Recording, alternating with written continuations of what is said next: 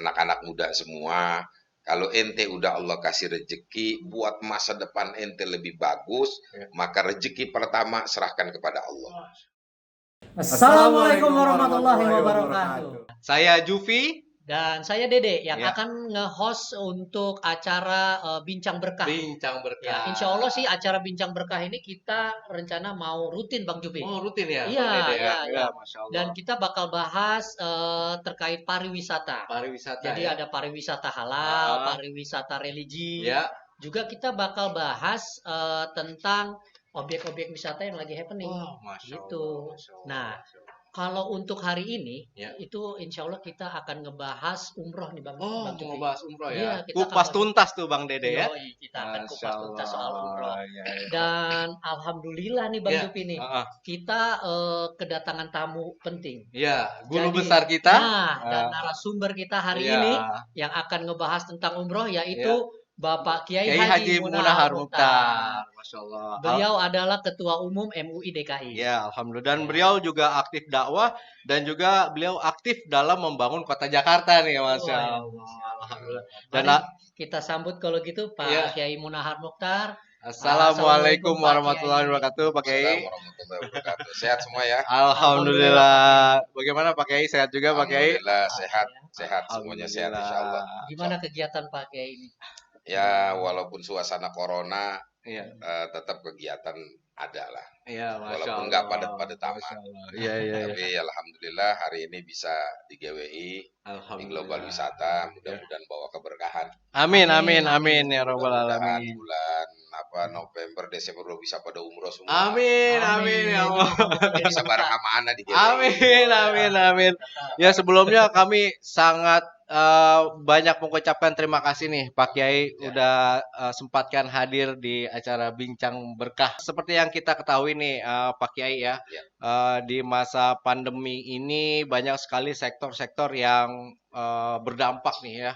Tidak hanya sektor ekonomi juga, bahkan jemaah kita banyak yang terpending gitu ya. Nah, ini Pak Kiai mungkin bisa dijelaskan ke kita Pak Kiai, sebenarnya kalau dirunut itu hukum umroh itu seperti apa sih Pak Kiai? Mungkin bisa di-share Pak Kiai ilmunya Pak Kiai. Silakan Pak Kiai.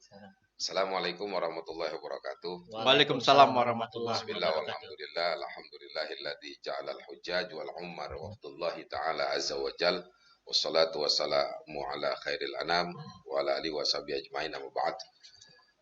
Bang Jufi, Bang Dede yang saya hormati, pemirsa sekalian, khususnya keluarga besar Global Wisata atau GWI dan seluruh netizen pemirsa yang kebetulan pada siang ini berkesempatan untuk bisa bincang bareng-bareng di sini mengenai umroh pada khususnya dan juga masalah haji. Kita tahu Nabi memang pernah memberikan satu pelajaran, tidak ada bepergian kecuali dalam 3 masjid, Masjidil Haram, Masjid Ana, Masjid Nabawi, dan Masjidil Aqsa. Ini memberikan makna bahwa diutamakan Masjidil Haram, kemudian Masjid Nabawi, ini kaitannya tentunya dengan haji dan umroh. Kalau haji kita tahu adalah kewajiban kita umat Islam yang mampu, yang sehat, sesuai dengan syarat dan rukunnya memenuhi, maka dia wajib melaksanakan. Dan itu 1 tahun 1 kali. Lain halnya memang dengan umroh. Kalau umroh ini kita bisa laksanakan, hatta tiap bulan kita mau laksanain nggak apa-apa. Kalau kita mampu, kalau kita ada, kalau kita sehat, kita bisa melaksanakannya. Karena ini memang disunahkan untuk melaksanakan bagi orang-orang yang mampu dan memenuhi syarat. Dalam kondisi saat ini juga, ya memang kita ini udah pada kangen. Ya, mestinya pada berangkat, ternyata ditunda dengan ujian, cobaan dengan pandemi COVID saat ini. Tapi percayalah bahwa kalau kita sudah niatkan mantap, insya Allah niat itu akan Allah kabulkan. Jadi intinya bahwa umroh adalah perintah Rasul yang sunnah, yang kalau kita laksanakan itu pahalanya begitu besar. Begitu besar karena bisa langsung kita berdialog dengan Allah di depan rumah sucinya di Ka'bah, kemudian bisa langsung ke makam Rasulullah, kita bisa ke Madinah, ke Masjid Nabi, kita bisa langsung berhadapan dengan Nabi, kita bisa bersolawat. Kita memang nggak ngelihat Rasul, tapi Rasul menyaksikan kita. Masya Allah. Maka itulah hikmah daripada orang yang umroh. Makanya orang kalau udah umroh satu kali, biasanya maunya dua kali. Dua kali mau tiga kali. Nah itu tanda-tanda orang umrohnya diterima tuh. Lain kalau ada orang umroh sekali umroh langsung kapok. Nah itu nggak jelas tuh urusannya. Ada orang umroh kapok. Kerinduan ya. Ada kerinduan tersendiri, betul-betul. Jadi kalau kita rindu udah pasti nanti insya Allah berangkat. Udah lagi pasti tuh, berangkat, ya. udah pasti berangkat. Mantap ini. Kalau kerinduan itu ada, pasti berangkat. Ya itu anak rasain sendiri. Karena kalau udah 3-4 bulan, itu udah berasa rindu lagi. Tinggal nyari mana travel yang mau ngajak nih. Mana travel yang mau berangkat bareng, Bang? Barang. Insya Allah besok begitu pembukaan kebetulan GWI mau ngajak anak. Makanya ayo netizen yang mau berangkat bareng-bareng kemana? Sahabat Ntar GWI. kita ceritain di sono bagaimana nikmatnya ibadah. Kita bisa bareng-bareng udah. Oh iya, oke. Insya Allah. Mungkin Pak, kalau bagi para netizen yang mau daftar nih ke kita nih umroh nih, mumpung ada Pak Kiai di sini, ya sekaligus mungkin jadi pembimbing nanti kita pada saat umroh nanti, bisa langsung di chat di WhatsApp kita untuk pendaftarannya ya. Betul. Nanya-nanya juga di IG kita juga bisa gitu Bang Bisa, Dede ya. bisa. Insya Allah. Jadi umroh ini meskipun sunnah tadi ya Pak Kiai, tapi keistimewaannya Oh, luar biasa ya. istimewanya luar biasa. Nah, Keistimewaan luar biasa. Kenapa? Pertama kita akan bertemu tempat di mana setiap doa nggak bakalan ditolak. nah itu berarti tempat-tempat mustajab. Tempat-tempat mustajabat namanya. Mana-mana itu tuh Pak Kiai. Pertama, tanah haram itu semuanya tempat yang mustajab. Tanah haram itu tempat yang Allah terima doa kita. Ya. Tapi ada lagi yang lebih afdol manakala kita masuk ke dalam Masjidil Haram. Begitu masuk Masjidil Haram, di situ setiap doa pasti Allah langsung terima. Dari situ ada lagi yang istilahnya mumtaz, lebih-lebih. Hijr Ismail, ada Multazam. Pokoknya udah semua itu tempat Allah terima. Allah kabulin doa kita. Belum lagi pada saat kita ke Raudhah. Kita berdoa di samping kuburan Nabi, di Raudhah min riyadil jannah, taman di antara taman surga, itu juga pasti Allah kabulin. Jadi bagi para netizen kita nih sahabat GWI, kalau ada yang punya hajat ya Ya umroh. Oh, betul. Nanti apalagi kita bareng-bareng doa. Masya Allah. Yang mimpin doa ketua MUI lagi. Kapan lagi tuh? Mustajab banget. Kapan lagi? Insya Jadi Allah. buat sahabat GWI, Iya. langsung aja diniatin. Langsung diniatin. Ya kan? Langsung diniatin. Tapi Ya. kalau bentuk niat itu gimana tuh Pak Kiai? Ya. Misalnya seperti kita harus apakah niat itu kan ada yang diucapkan, tapi Ya. ada juga yang dilakukan gitu. Nah, ini mulainya dari gimana tuh ya? Niat itu ada yang dalam hati, ada yang lisan. Nah, Sebagusnya memang dalam hati, apalagi juga dengan lisan. ya. Cuma setelah kita niat, kita ikhtiarkan. Nah, Jadi kita niat nih, mau berangkat umroh, ikhtiar deh. Nabung, apa ngumpulin dulu, sambil minta kepada Allah. Kalau pada saatnya masih belum cukup, tapi doa kita dikabulkan Allah, nanti Allah yang nyukupin. Masya Allah. Yang penting ada, misalnya Iya. kalau nabung ada rekeningnya Ada dulu ya. rekeningnya dulu. Iya, betul. Iya, ada niat dulu. Ada niat. Ya. Ya kita mau nikah kan niatnya pacaran dulu, harus kenal dulu. Kalau nggak kenal gimana mau nikah kan gitu. Iya mau nikah nggak punya pacar, mau nikah sama kambing. Harus niat, harus mantep. Iya, Kalau iya. udah niat kita minta sama Allah, Allah kabulin. Nah, Ya ud'uni astajib lakum, minta kepadaku, aku kabulkan. Nah itu intinya. Ya. Jadi sekedar informasi buat netizen dan sahabat GWI, bahwasanya di PT Global Wisata Idaman ini kita ada program perencanaan nih, Bang Dede. Nah, untuk mengukuhkannya itu tadi ya. Ya, Betul. perencanaan berupa Ikhtiar. tabungan, ya tabungan. Ya mungkin kebetulan ada Pak Kiai di sini juga yang akan berangkat dengan Bersama kita. kami, ya, betul. Nah, segera deh daftar dengan program tabungan gitu ya. Betul. Bisa juga langsung bayar DP Bang Juki. Oh, bisa bayar DP Iya, ya? bayar DP juga termasuk ikhtiar dong kalau gitu Iya. kan. Iya Betul. benar. Betul. Iya, Insya Allah, insya Allah. Insya Allah begitu. Nah, Pak Kiai Ya. terkait dengan COVID ya di Ya. ini bahwa banyak sekali jemaah kita nih ya yang sudah mau dekat lagi berangkat nggak jadi nih, bahkan Iya. udah ada yang lunas gitu, udah ada yang apa ya DP lunas dan Betul. bahkan sudah packing jadi nggak jadi berangkat gitu. Benar. Nah selama pandemik ini gimana sih cara kita biar tetap istiqomah gitu loh? Jadi begini, tadi Anda udah bilang kalau kita sudah niat, apalagi kita sudah ikhtiar, udah bayar, apalagi udah lunas, udah lillah fillah, karena Allah semuanya kita serahkan. Ya, artinya jangan mengurungkan niat. Wah, jadi kalau begitu, nah ini namanya niatnya mundur. Tapi kalau kita udah mantep, udah biarin aja udah. Sampai kapan? Sampai begitu izinnya secara ikhtiar pemerintah bisa mengizinkan, Saudi udah membuka, berangkat.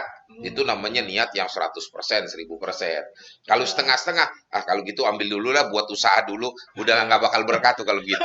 Biasanya kalau udah buat umroh pakai usaha lagi, tuh udah susah tuh masuk lagi. Udah bismillah aja.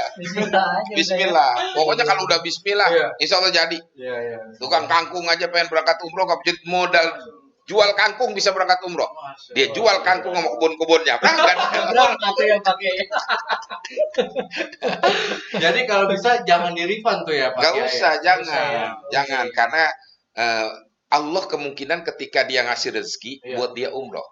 Ketika dikasih rezeki buat dia umroh, ya sudah, ini berarti rezeki saya, Allah izinkan saya untuk langsung di baitnya, di rumahnya Allah. Allah menginginkan saya untuk ziarah langsung ke makam kekasihnya. Berarti rezekinya, ya udah biarin aja dulu. Biarin aja dulu ya. Kecuali memang ada hal-hal yang sifatnya urgen, yang emergensi yang gua bisa. Pokoknya memang harus pakai ini. Itu lain lagi halnya, karena umroh kan sekedar sunnah. Begitu. Kalau memang halnya nggak terlalu urgen, ya udah biar aja lillah. Begitu. Jadi kalau yang tadi yang jemaah nggak berangkat, yang pending, itu insya Allah dapat pahala juga dong ya. Oh ya pasti, pahala udah pasti. Dari niat itu udah ada pahala. Niat pahala. Kita niat nih kita mau keluar rumah, ntar di sana mau ke masjid, atau ntar kira-kira ada lampu merah, ada tukang minta-minta, saya mau sedekah. Itu udah dapat pahala. Begitu sampai di lampu merah nggak ada orang yang kita mau sedekahin, akhirnya nggak ngasih, pahala udah kita dapat. Gitu. Niat aja juga udah dapat gitu. Termasuk umroh. Kita niatnya itu dapat pahala. Gitu, apalagi diikuti dengan ikhtiar. Itu lebih bagus lagi. Ya, nah Pak Kiai, ini ada juga ada titipan pertanyaan nih dari teman ini sebenarnya. Nah, bagi yang anak muda gitu, untuk mengukuhkan niat dia gitu, maksudnya dalam arti, saya udah punya niat nih, tapi masih setengah-setengah nih, misalnya mau umroh gitu. Itu kiat-kiatnya apa tuh Pak Kiai? Memang kalau muda ini godaannya pasti ada. Anak muda ujiannya pasti banyak. Tapi percayalah, anak-anak muda semua, kalau ente udah Allah kasih rezeki buat masa depan ente lebih bagus, maka rezeki pertama serahkan kepada Allah melalui umroh. Karena 1 rupiah yang kita keluarkan itu nilai pahalanya Allah udah catat. Jangankan itu, di Al-Haramain, baik Mekah, Madinah, kita jajan 1-2 real untuk kita makan, itu nih udah dicatat sodako. Jadi kita jajan aja udah sodako. Padahal kita belanja. Belanja nih. Kita nih belanja nih habis banyak, mau belanja nih. Itu udah ditulis sodako. Kemudian sampai rumah belanjaan kita kasih orang lain lagi, hadiahkan, dicatat lagi sedako olehnya. Jadi 2 kali Allah kasih ganjaran itu. Jadi hitungannya adalah sodako Pak. Sodako itu. Jadi kalau bisa pada saat daftar umroh jangan nawar-nawar dong Pak. Gak usah nawar. Masa sama Allah tawar-menawar? Kalau sama Allah tawar-menawar, Allah juga nanti mikir-mikir. Kata Allah nih tukang tawar nih. Begitu minta sama Allah, gua tawar, mintanya apa? Belakangnya sedikit lagi. Jadi urusan kita sama Allah jangan ada tawar-menawar. Kalau bisa dilebihkan Pak ya. Nah, apalagi dilebihin. Biar supaya ngasih apa yang bimbing. Masya Allah. Nah, kalau misalnya gini pakai kita anak muda gitu, dia punya rezeki nih. Terus kita tuh baiknya berangkatin orang tua dulu atau diri sendiri dulu tuh pakai. Kalau memang kita punya orang tua yang belum pernah berangkat, afdol lebih utama orang tuanya suruh berangkat. Orang tua dulu ya. Orang tua ketimbang dirinya. Itu mengutamakan orang tua dan pahalanya lebih dilipat gandakan. Jadi anak-anak muda yang udah ada rezeki, yang ente berhasil hidup, bagaimanapun itu karena jasa orang tua kita. Kalau orang tua kita belum pernah sama sekali merasakan bagaimana nikmatnya ibadah di tanah suci, berangkatin tuh orang tua.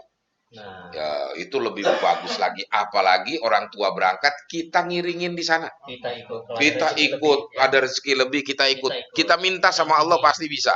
Di sana kita dampingin orang tua kita. Dan nggak kebayar itu jasa orang tua.